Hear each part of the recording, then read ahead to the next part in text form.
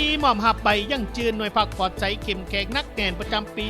2024ให้กับ123หน่วยพักแม้ได้จัดขึ้นอย่างสมเกียรติในตอนเช้ามื้อนี้วันที่7พฤศจิกายนปี2025นี้อยู่ที่สโมสรก่อเมือง2คอนแขกสวรรณเขตภายใต้การเป็นประธานของสหายลินทองบุตรมลีกรรมการพรรคแขวงเลขาคณะบริหารงานพรรคเมือง2คอนเข้าร่วมมีสหายห้องเลขาพรรคเมืองผู้ชี้นำเวียกงานการเมืองท้องถิ่นเวียกพรรคพนักงานขันเมืองสหายหัวหน้าคณะจัดตั้งเมืองพร้อมด้วยสหายเลขาคณะหน่วยพรรคจากห้าฐานภาคหน่วยภาคจากสำนักงานของการปก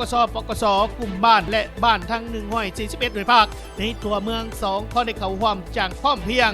แต่ในโอกาสนี้สหายบุญทเวียงบุภาวงศ์กรรมการประจำพรรคเมืองหัวหน้าคณะจัดตั้งเมือง2คอนก็ได้ยกให้เห็นถึงผลสำเร็จในเวียกงานก่อสร้างหน่วยพรรคปลอดใจเข้มแข็งนักแน่นใน1ปีผ่านมาก็คือในปี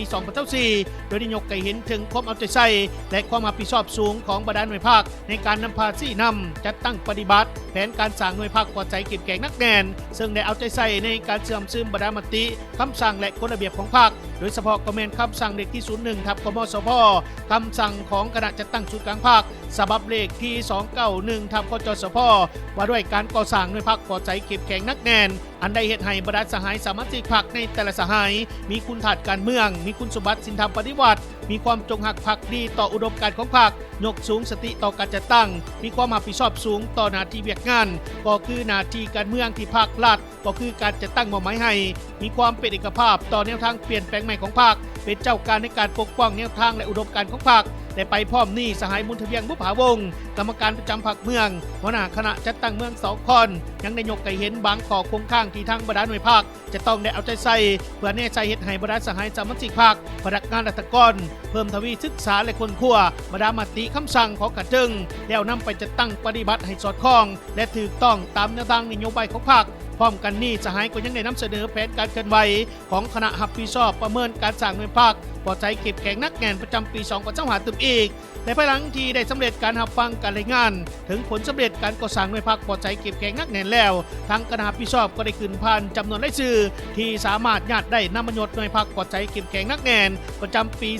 2024ซึ่งรวมมีทั้งหมด123หน่วยพรรคของจำนวนหน่วยพรรคทั้งหมด141หน่วยพรรคในทั่วเมืองสกลในนี่หน่วยพรรคสำนักงานของการรวม35หน่วยพรรคและหน่วยพรรคบ้านมี88หน่วยพรรคและจากนั้นก็ได้มีพิธีมอบหับใบยั่งยืนหน่วยพรรคปลอดใจเข้มแข็งนักแน่นประจำปี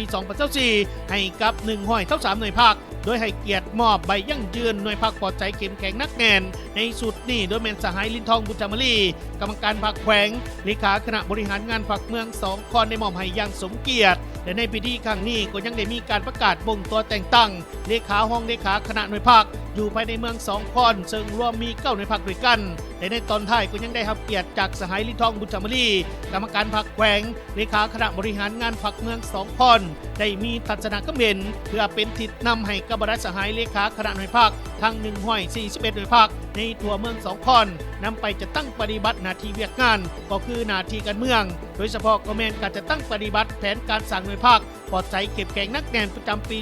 2025ให้มีประสิทธิภาพและมีประสิทธิผลสูง